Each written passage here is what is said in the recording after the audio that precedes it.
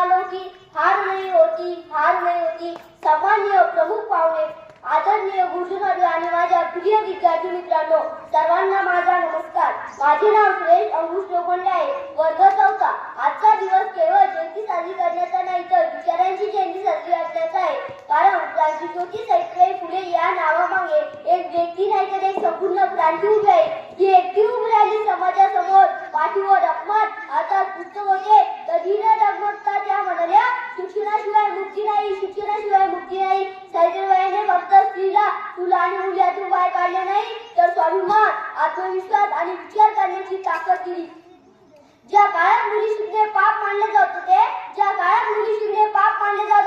पण सावित्रीबाईंनी त्यांना पुण्याचं रूप दिलं। जिच्या वाटेवर काटे पसरले, तिने फुलांची वाट दाखविली, तिने सहन केला हा सगळा अन्याय, तिने समाजाला दिशा दिली।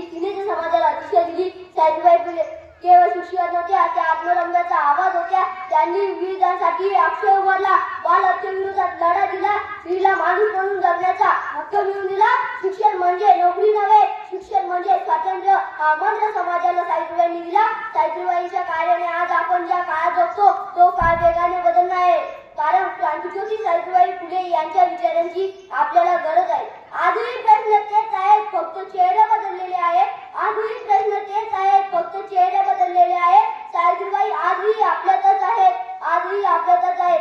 या जयंती निमित्ताने आपण एक संकल्प करूया, शिक्षणाचा शस्त्र बनू, सामनेचा मार्ग धरू, अन्यायाविरुद्ध उभे राहू। क्रांती थांबत नाही, ती पुढे चालत राहते।